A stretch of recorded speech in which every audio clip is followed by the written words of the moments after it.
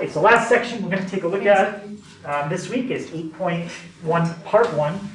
We'll do 8.1 Part 2 when you come back after break. So we won't get to 8.1 Part 2 for quite a while.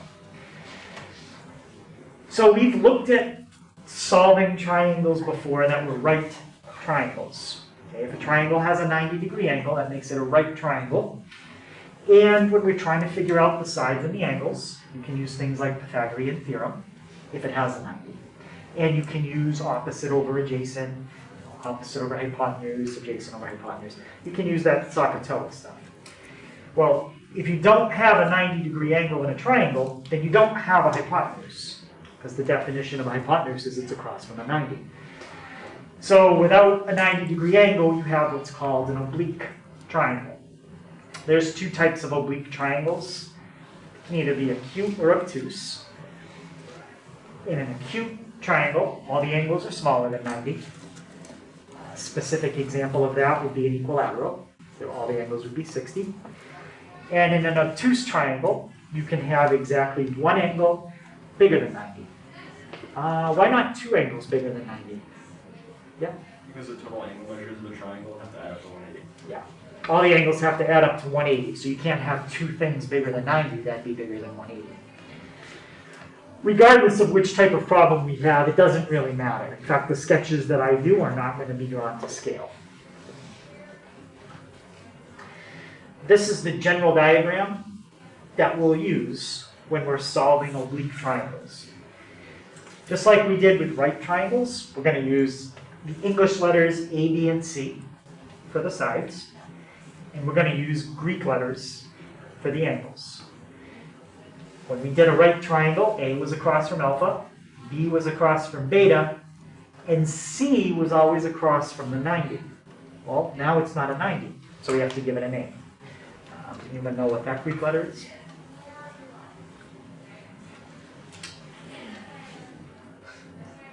No? Horn? No. Gamma. So that's the Greek letter gamma. So A across from alpha, B across from beta, C always goes across from gamma. If you want to draw your triangle flipped or rotated, that's fine. Doesn't matter how you draw it. Just make sure that the relationship A across from alpha, B across from beta, and C across from gamma, make sure that always happens.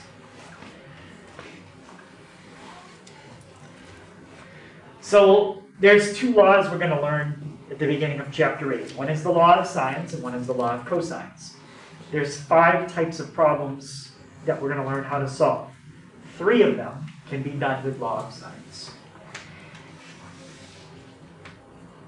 The first 2 that we can solve with law of sines both involve being given 2 angles and a side in the triangle. The difference between the 2 cases is where the side is located. Is it, for example, if we go up to this diagram, is it these 2 angles and the side that connects them? If that was the case, this is angle, side, angle, because the side is between the angles.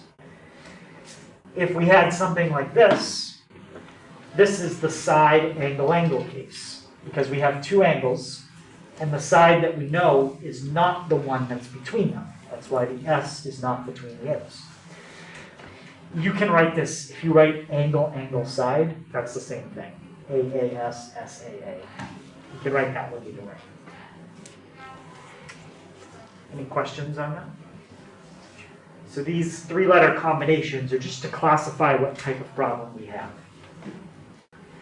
And the third type of problem is when you have 2 sides and an angle, and specifically the 2 sides, or the angle cannot be where the 2 sides meet. Right? So in a side-side angle problem, you would have to have something like this.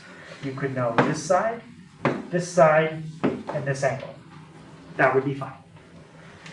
Right? As long as you know 2 sides and an angle, you're welcome. But the angle can't be between. If the angle was between, like there, that's called side angle side. Side angle side can be solved, but it can't be solved with what I'm teaching you today.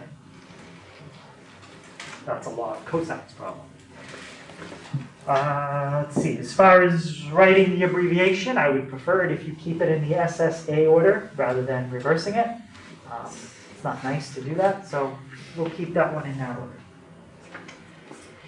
All right, so to solve any of those three problems, you use the law of sines. These are the only three types of problems that we use it for.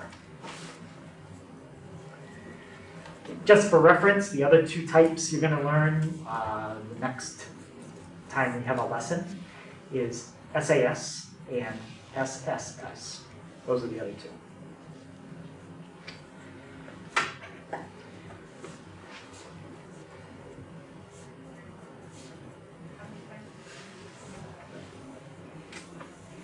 All right, so let's see if we can figure out what the law of sines is. So what we're going to do to figure this out is we're going to break this triangle up into two triangles, making two right triangles. You can do this from any corner you want, but the easiest way I have it set up for is to just draw a perpendicular straight down from the top.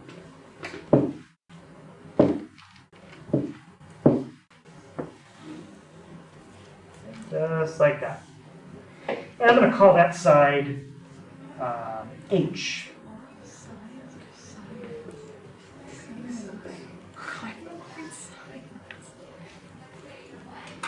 Yeah, I'm calling it H to represent the height of the triangle. Don't get H confused with hypotenuse, so maybe H isn't the best, but H represents height.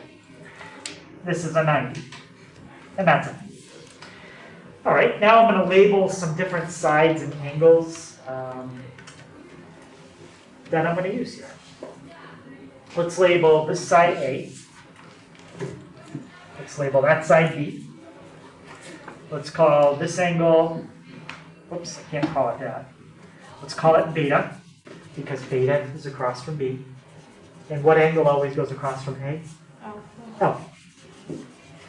Yeah, I'm going to look at this as two separate problems. Okay, I'm going to start with the left triangle, then I'll look at the right one.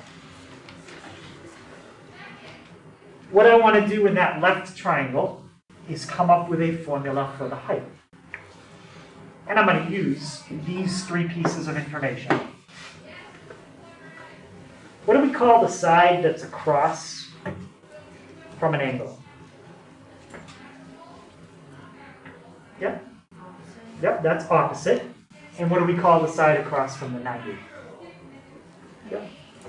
Hypotenuse. So in this diagram, from the perspective of beta, this is the opposite side, H. This is the hypotenuse, A. What trig function has opposite and hypotenuse in it?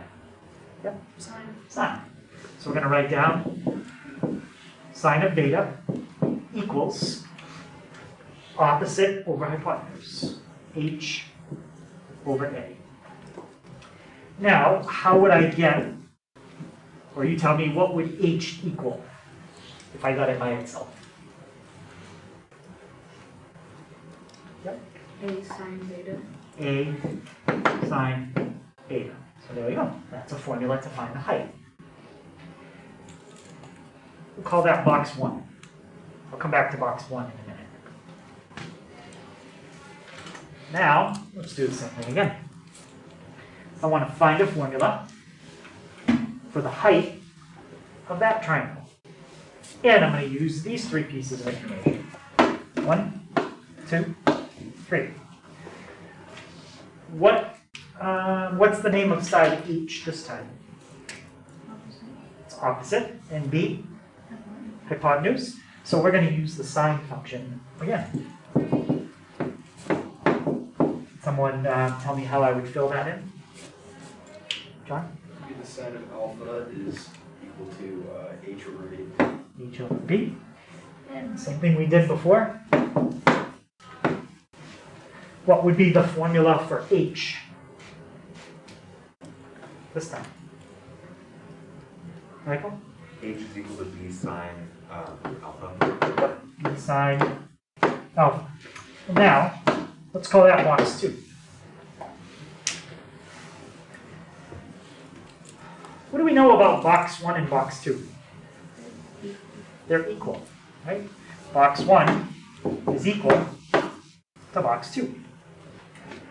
Well, let's write that down. Because they're each equal to the same height, just a different way of finding it. So box 1 is A sine beta. Box 2 is B sine alpha. Now what I'd like to do is put the B over with the beta and put the A over with the alpha. What could I divide each side by that would move the A with the alpha and the B with the beta? Yeah? AB. AB. Good. So divide each side by AB. A's are gone there. B's are gone there. And how we normally see this written is like this. Sine alpha over A. They usually just put it in alphabetical order instead of putting the B's first. It's the same thing. Sine beta over B. And there's one more part to it that we could have figured out if we had drawn the height from a different side. Does anyone have a guess what the third fraction would be if it follows the pattern of the first two? Huh? Sine gamma over C. Yep. Sine gamma over C. So we proved the first two. We proved it by splitting it into two right triangles. I didn't prove the third one, but I could just as easy as I did the first two. And that is the law of sines.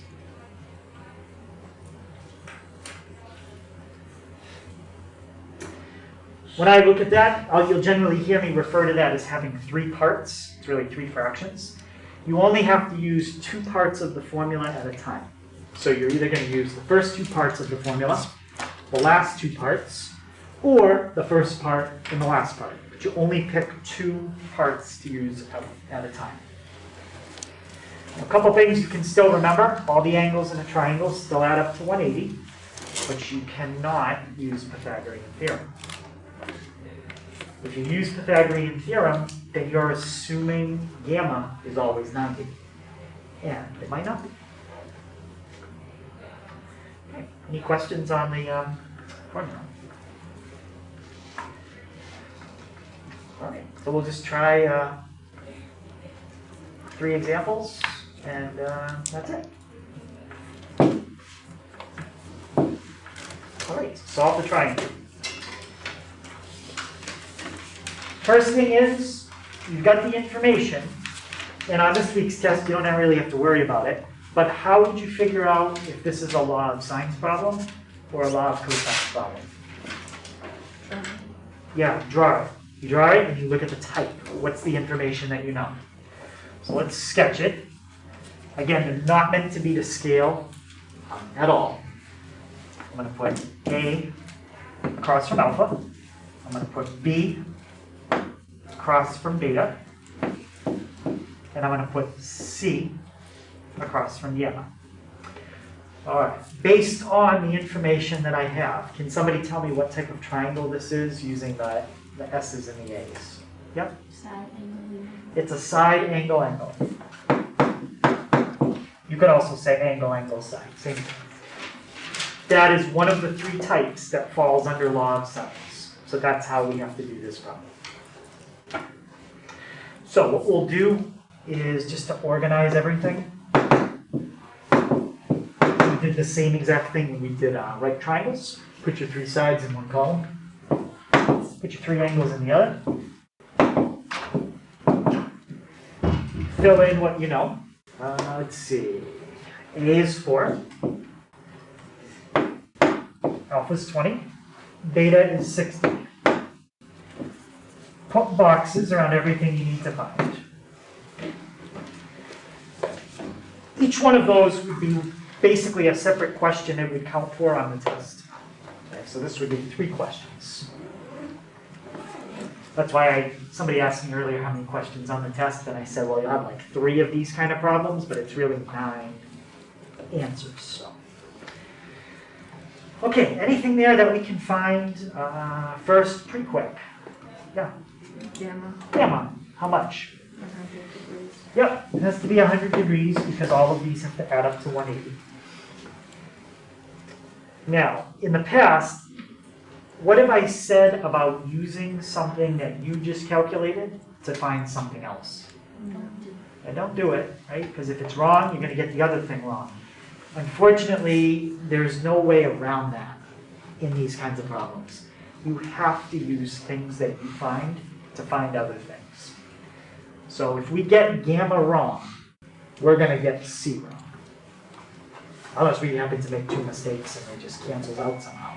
But usually, if you get gamma wrong, you're going to get C wrong. You could still get B right. So it wouldn't be a total, loss of credit. But if you get gamma wrong, you're going to get C wrong. So we just have to double check. 20 plus 60 plus 100 looks good. All right. Now, you can find B or C next. It doesn't matter which one you want to do next. C. C. Every law of signs problem starts out like this. You have one fraction equal to another. It's a proportion. One side of the proportion, you want to fill in everything you know. And the other side of the proportion is where you're going to fill in the thing you're trying to find. So out of the 3 rows we have, which row has everything in it? Okay? A. So you're definitely going to use row A in this problem to do everything. So look at how you would plug in row A. You would do sine of alpha divided by A. So put that on one side of your proportion. It doesn't matter which side. Sine of 20 divided by 4. Now, on the other side, use the part of the law of sines to find the variable we're looking for. We want C. So we're going to use the third part, sine of gamma over C. All right, so sine 100 over C. And does anyone remember what you do to solve a proportion? Cross multiply. So C sine 20 equals 4 sine 100. And what's my last step to get C by itself? Divide each side by sine 20.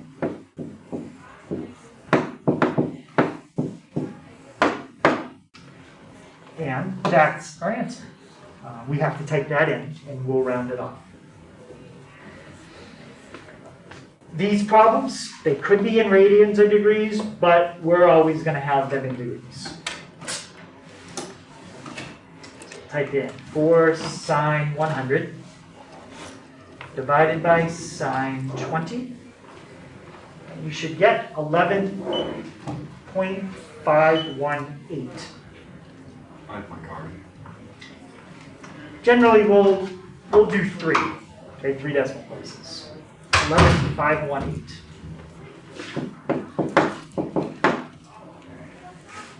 Okay. Any question on how we got C? Now, can I do Pythagorean theorem to get B? No, because we don't have a 90-degree angle. So you could, but you will be wrong. So let's not do B with Pythagorean theorem. Let's find B. Same way we found C. Now, you have 2 rows with everything in them. Well, you got to pick one of them to help you find B. Which row should I pick? Yeah, we're going to go with A because we know it's right. That way, if we made a mistake with C, we're isolating that mistake to that part of the problem, so it doesn't affect B. So, sine 20 over 4 equals, can someone tell me what's going to go on the other side to find B? Sine 60 over B. Now, when you're doing the cross multiply, you don't have to show out the whole thing. If anybody can tell me directly what B equals, like this times this divided by this, you can just jump right to that stuff. So what is B? What times what divided by what? Michael? B is 4 sine 60 over sine 20. Yep, right. Now we type that in, and that's our answer. Before you type it in, look at your angles. Beta is the middle angle, so B is going to be the middle side. The smallest angle is always with the smallest side, biggest angle, biggest side. Alright, so 4 sine 60. Okay, make sure you try some of these on your calculator. If you're getting different answers, it's probably because you're either in radians or you're not putting parentheses in the right spot. So when you type this in, you should get 10.128. So that is the middle side. The other thing you can check is any two sides added together in a triangle have to be bigger than the third. So if you add A and B, you get 14. Yep, that's bigger. B and C gives you 21. That's bigger. And A plus C gives you 15, and that's bigger than 10. If you add two sides together and it's not bigger than the third, that's not right. It has to be. That's why you could never have a triangle with sides of like 1, 1, and 10. It's impossible. Okay, any question on the side angle type? All right, that's example 1. Let's look at example 2. This time they gave you the diagram, so we can just jump right to the type. What type of triangle is this? And I'm looking for 3 letters to describe it. Yep. Angle, side angle. Angle, side angle. Is angle, side angle one of the types that is a law of sines problem? Yes. Yes, it is. So we can now make our table.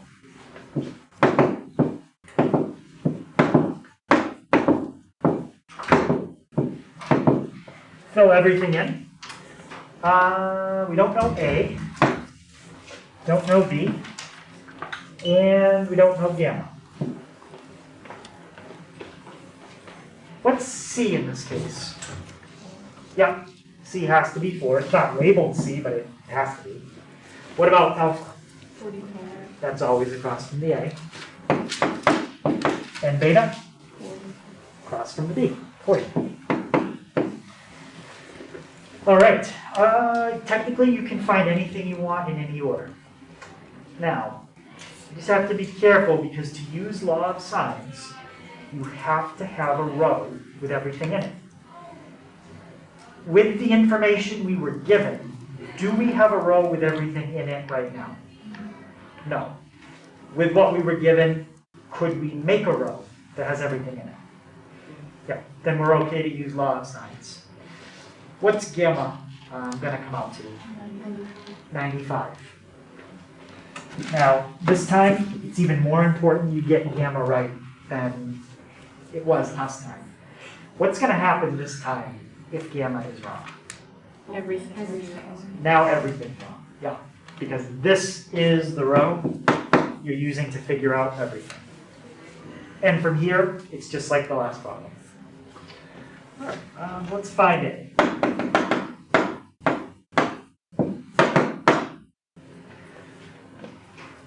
So, Madison, can you set that up for me to solve for A? Sine 95. Yep, and she could have put that on the other side. Just got to put that in one of the spots. Yep. Equals sine 45. Yep. 45 over A.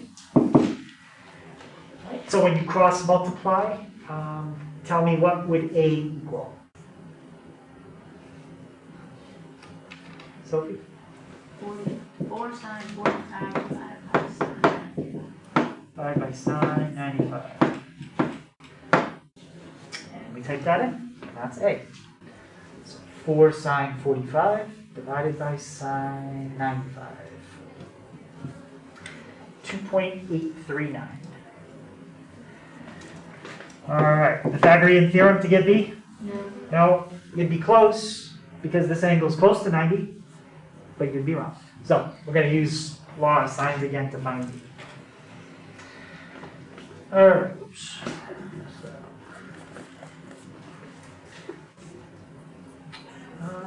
Let's put it down here.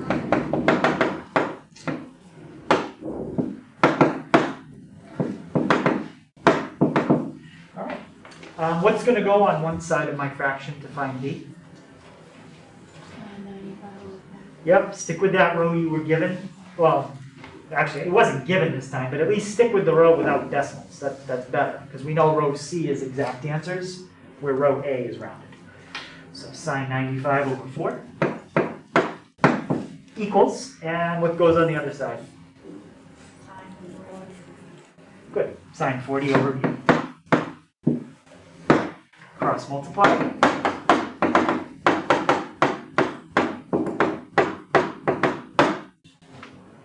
And there you go. 4 sine 40 divided by sine 95. Questions on that? Just plug it in and see. That should be a little bit smaller than 2.8 because beta is a little smaller than alpha. But it'll be pretty close. All right. 4 sine 40 divided by sine 95. 2.581.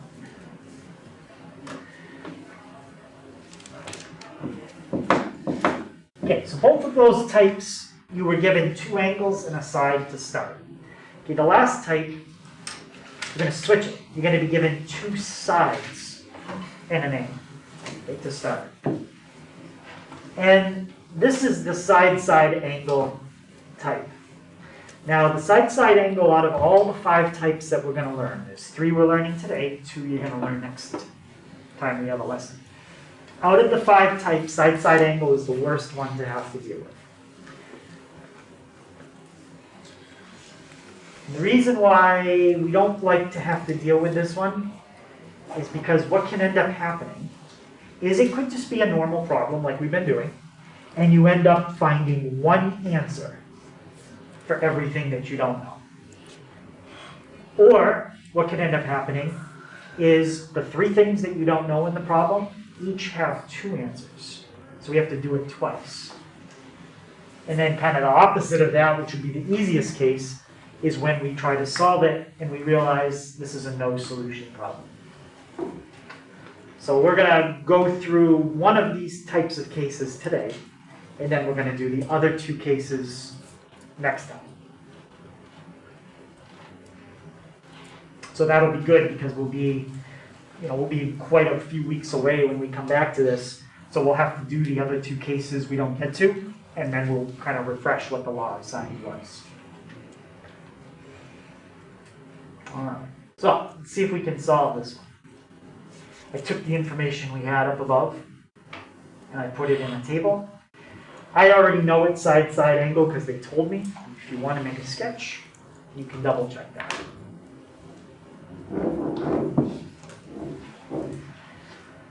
All right. When you have a side-side angle problem, you have no choice about what you're going to solve first. You have to find something first because it's the only thing you have enough information to look at. What do you think you're going to have to find first here? Yep. Beta. You have to find beta. You can't use this last row. That last row is useless because it has nothing in it. So you might as well forget about it. Once you find beta, well then you'll know 2 out of 3 of the angles. Then you can figure out the other angle.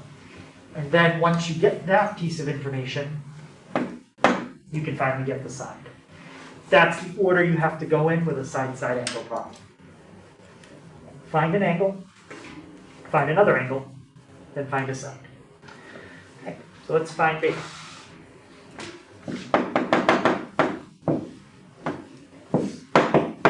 All right, so what would be my proportion to find beta? Yeah? Sine 40 degrees over, if you go back up, over 3. Yep. And on the other side? Beta over 2. Tell me again what's right here? Well, sine beta. Yep. All right. Now, cross multiply just like you always do. So actually, you know what? You don't even need to cross multiply. If you just multiply both sides by 2, it gets sine beta by itself. So I would just multiply both sides by 2. So you're going to end up with 2 sine 40 divided by 3. Now, what would I do on each side to get beta by itself? Inverse sine. Yep. So beta equals the inverse sine of 2 sine 40 over 3. Okay, let's try it. Inverse sine of 2 sine 40 divided by 3. If this is a no solution, then we're going to get an error. The only way an error can happen is if this number is not between -1 and 1. That's what gives you an error when you do inverse sine. Well, it was between -1 and 1.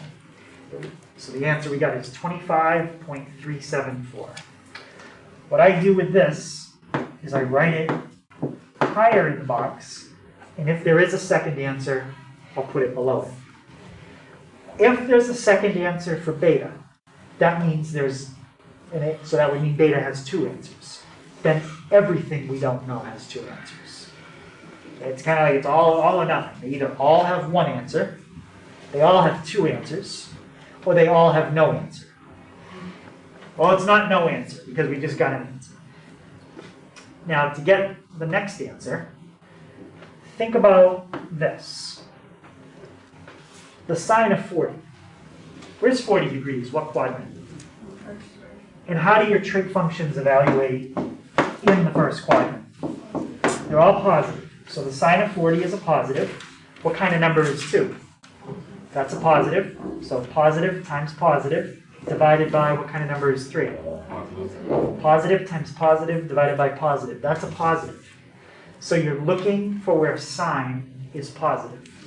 Well, 25.374 is here. Where else is sine positive? Second quadrant. So what would you do to potentially find the second answer? 180 minus 100.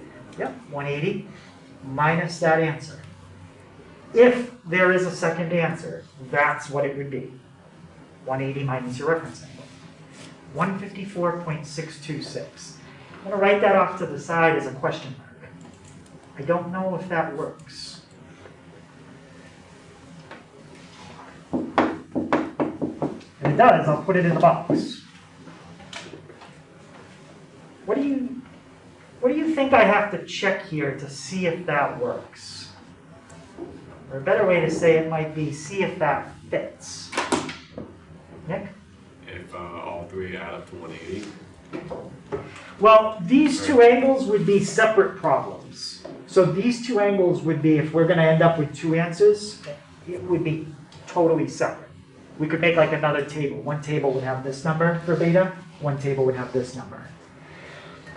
But we do have to check something else, kind of like related to what you said. Yeah? Can't we just add the 2 together? Which 2? Well, we'd have to do both to find, what is it, gamma. But if you do 40 and then 154, Yeah. Yep. it's above 180, so we know that that's not. Right. So to see if this angle works, you look at the one that was given, and you look at what you think the second answer is, and you see if they add up to less than 180. In this case, 154 plus 40, that's 194. That's more than 180, which means this answer is too big to work. Now, if that answer came out to like 100, then I would say, well, that one's 100 plus 40. Oh yeah, that one works. Okay, but this time the second answer is too big, which means there's only one answer for beta, one answer for gamma, one answer for C. From here, it's just like the first 2 problems. All right. So any question on how I found the second answer or how I ruled out I don't need it? Both of those are important. Okay. So now, how can I get gamma?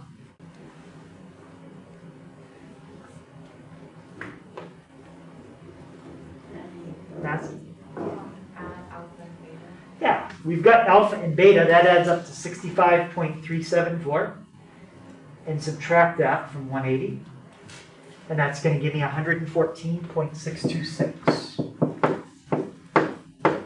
Now I've got a piece of information in the last row, which I can use to find C. All right, so we'll finish it up. Let's see if I can just put this over here.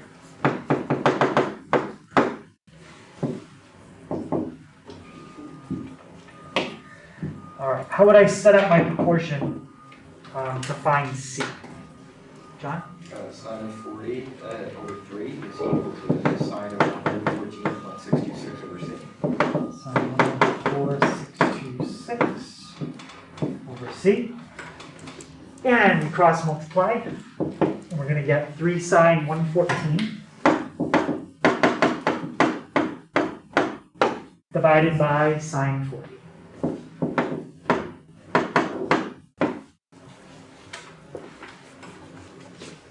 All right, we'll see what that comes out to. So 3 sine 114,626 divided by sine 40.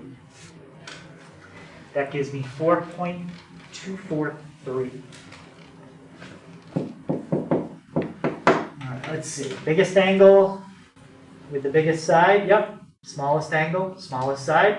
Any two sides added together look bigger than the third.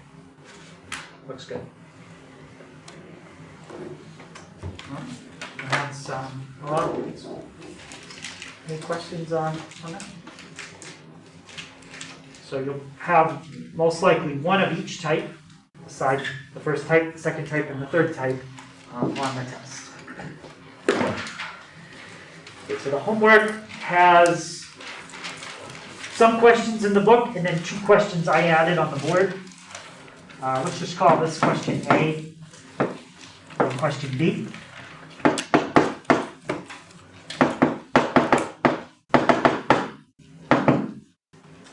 And we'll put up a list of topics that are on the test.